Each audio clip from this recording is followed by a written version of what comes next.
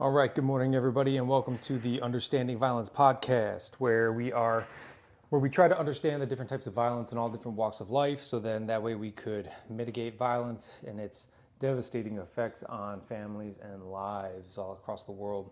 So today we're going to be talking a little bit about remote work and its relation to violence, and what does workplace violence look like when everybody is going remote. So read an article recently that the White House came out and said that they want to push for people to work more remotely because supposedly it has a reduction in the carbon footprint. Now, I'm not a scientist. I'm not going to sit here and say that it does or does not have a reduction on the carbon footprint.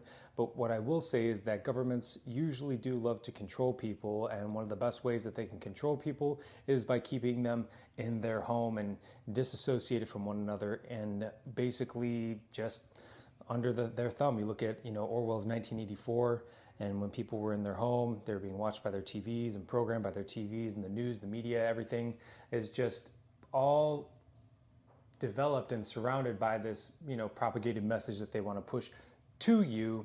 So when it comes to working from home, I myself am highly suspect of the payoff. Is it really worth the reduction of the so-called carbon footprint? Is it worth not having connection and connectedness with our fellow human beings in order to supposedly have a dent in that carbon footprint? I don't know. However, what I do want to talk about in much more detail is the era of the remote worker. So after COVID hit in 2020, the world was obviously thrown upside down, as you all know. People started working more remotely, and it had a lot of positive effects. In some cases, it reduced costs associated with having employees come into the office. It allowed for people to be at home with their families a little bit more, and it created the opportunity for flexibility. So people don't necessarily need to come into the office 4 days a week or 5 days a week for 40 hours. They could actually work from home, or while they're possibly even sitting poolside, or maybe getting a little bit of traveling now that the COVID fear has subsided for the majority. Now, with these benefits, there came some issues. Just with every action, there is an equal and opposite reaction. Some of the issues that we began to face were people didn't know how to turn off the work life. So you get people working these 14-hour days because they lose the delineation between family and home life and work life. If they're at home, working from home, when their kid wants to maybe spend some time with them, they start to think about an email that they got to get pushed out, or they have a 5 or 6 p.m. meeting in sync. So people begin to work longer hours while getting paid the same amount. So basically you're producing more work but getting rewarded the same amount, and it begins to blur the lines between you and your personal time and your family time, along with that of your family time. You're less present. And I know that I myself definitely suffer from this, because when my son wants to play with me or when my wife wants to do something, I can't help but think about the surmounting tasks that I need to get done for work in order to be highly productive. And I'm always trying to get ahead of other people, get ahead of the competition, and that plays a huge part when I'm at home and I think that other people are sitting there spending time with their families. I think to myself, I could really be getting ahead right now, which of course isn't what I always want to be doing. I want to be present, and I want to be spending time with my family. I want to absorb these moments, these rare moments and opportunities that life has afforded me to be able to laugh and play and have good physical health with my son and my wife and my family. So some of the issues with the flexibility and the costs, are the extended work days, the blurred lines between, personal and work life. And then because of these blurred lines, we actually begin to resent our work a little bit, because the boss wants us to perform a deadline, or somebody else wants us to do a meeting or a sync.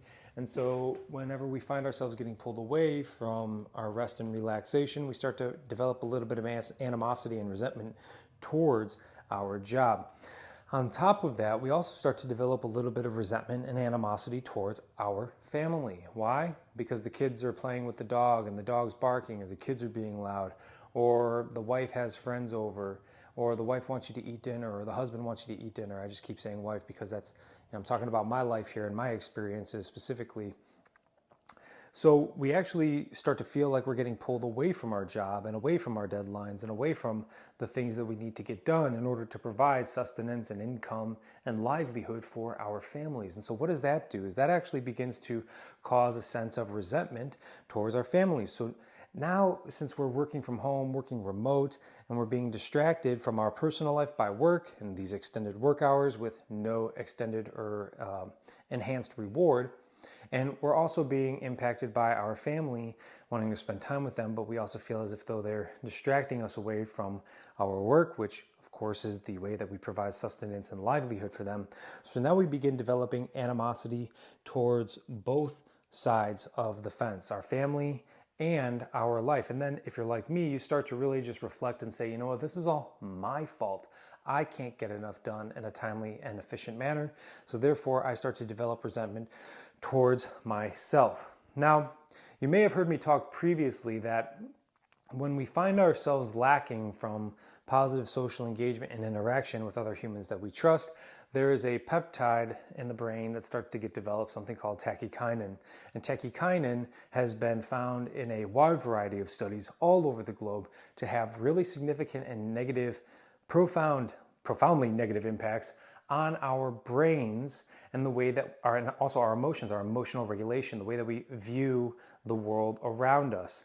So when we have this elevated level of peptide within our brain called tachykinin, and we find ourselves lacking in positive social engagement with one another, i.e.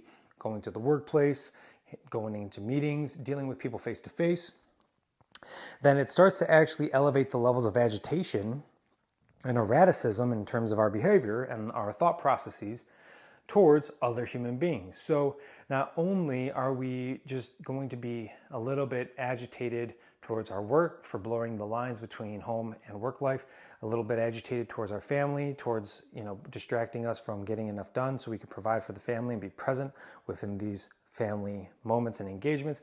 And not only will we be mad at ourselves for not meeting these deadlines or being more efficient or being more timely, we are also actually going to be compounding the feelings of aggression and agitation towards everybody, every human being in the world, because of these elevated levels of tachykinin in the brain.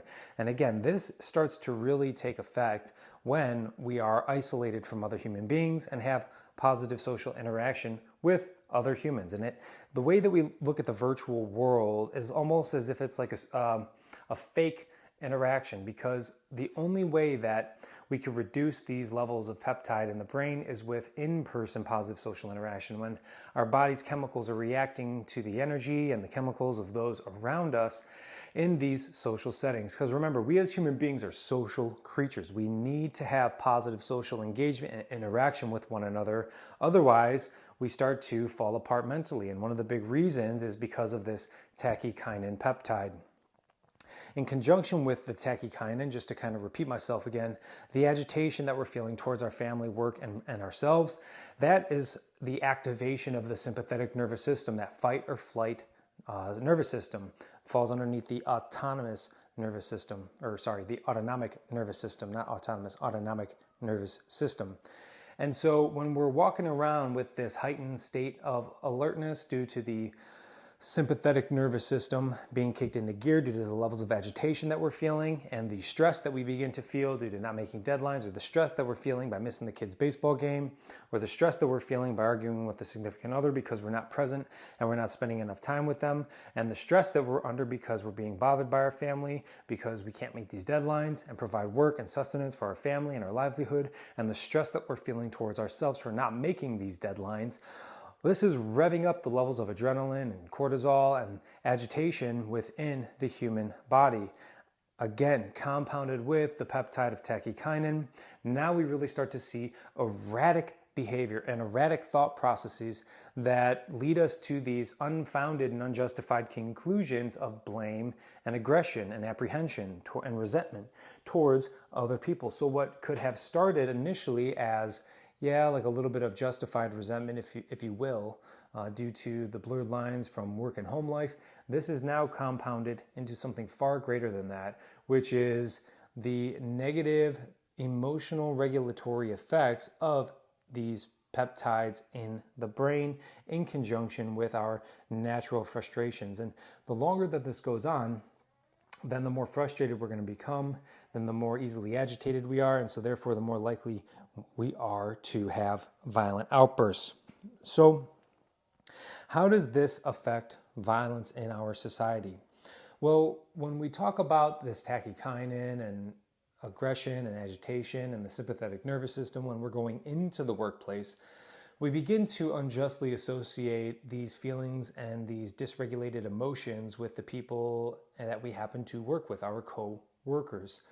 But if we keep pushing this remote working agenda, then what's going to happen is we're not going to have any co-workers necessarily within our immediate vicinity to burst out at in this unjustified sense of erratic violent behavior or aggression.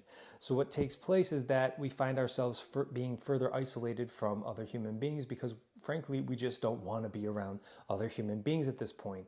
And so it further pushes us into isolation, which is one of the major effects of tachykinin, is that you don't want to be around other human beings when you have elevated amounts of it in your brain.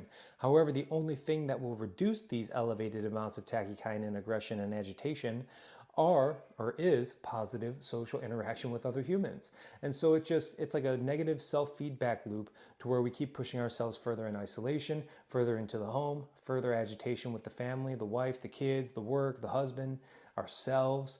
Again, just this negative cycle feedback loop, all subject to the fact that we are working in a strictly remote or an enhanced remote work environment. So is that really worth the carbon footprint impact that it's going to have? Or I guess to even prioritize, even more so, is that what could we do to really fix this resolution? Because remote work isn't going to go away. And we're just going to have to find a way to adapt around this. And I think that we got a pretty good solution. The solution for this, and you've heard me probably talk about this before if you've heard other engagements that I've done, is that having a mandated workplace violence prevention training day or multiple days throughout the year. I like one per quarter. Not a lot of companies agree with that. They say maybe one or two per year, but one per quarter is a really awesome, consistent injection of positive social engagement. But I digress to having a required and mandated workplace violence prevention training day where people are forced to come in. It's paid time. You need to come into the office and you need to participate in this training, because when we have these positive social engagements, it's reducing those levels of tachykinin in the brain.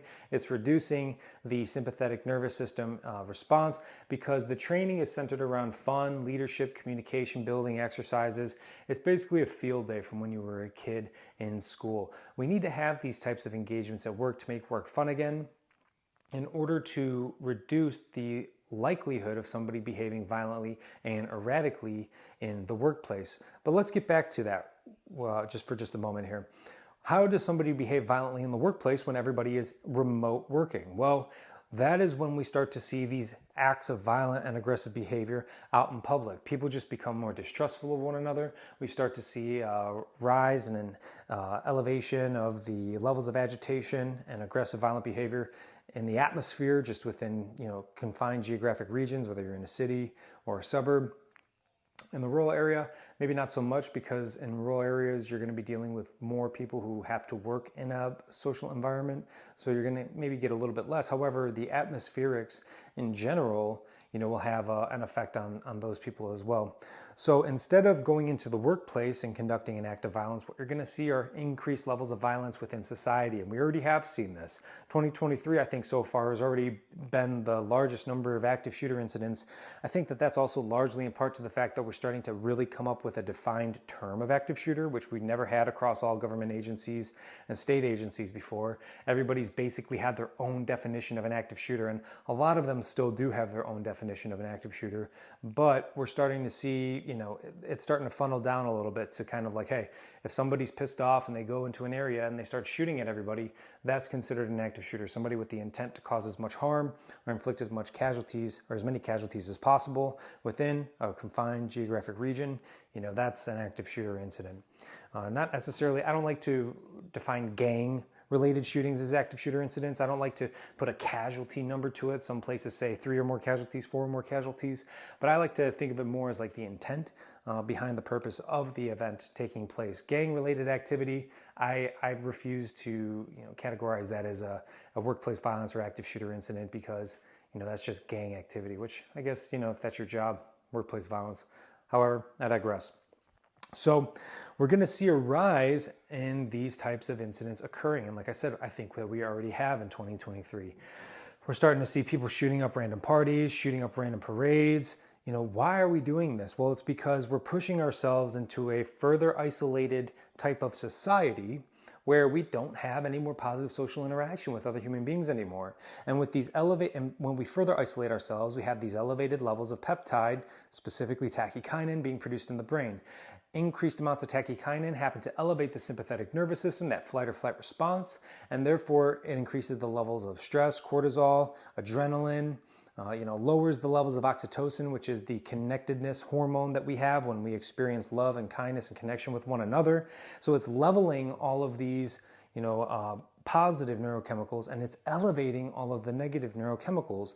And since we don't have anybody specifically that we could target this anger and aggression towards, because we're not going into a workplace, what we do is we see an increase or an elevated amount of activities, of violent activities in society being, perpetuated against our nation. And that is the danger in pushing a remote working only agenda. Is that worth the carbon footprint reduction? I don't think so. I don't care how much it reduces the carbon footprint. I don't think that promoting violent behavior amongst human beings is really acceptable. And a really profound example of this, I think, is recently we had the Buffalo shooting at the grocery store. It was racially driven and motivated. And this kid, when he was sentenced to life in prison recently, was in the courtroom. And I don't know if he's honest or not, but scientifically, I think it does make sense for what he said. He said, I can't believe I didn't do that, that I did this. I don't know what was wrong with me. I'm very sorry. And this goes back into the search algorithms and the social media and the news and the broadcasting, and how everything is, if it bleeds, it reads. And we literally get propagated negative information over positive information in our search queries, in our social media queries, because that's what keeps our attention longer, is negative information. And so by isolating ourselves and not thinking logically, thinking erratically due to these elevated peptides in the brain, further isolating ourselves from positive social engagement with one another, finding ourselves highly agitated and angry and just pissed off all the time, that's when we begin to see these erratic, illogical bursts of violent behavior in public. There is no specific workplace for somebody to reduce those neurochemicals, to be mediated at, or to really even be observed in just the general population.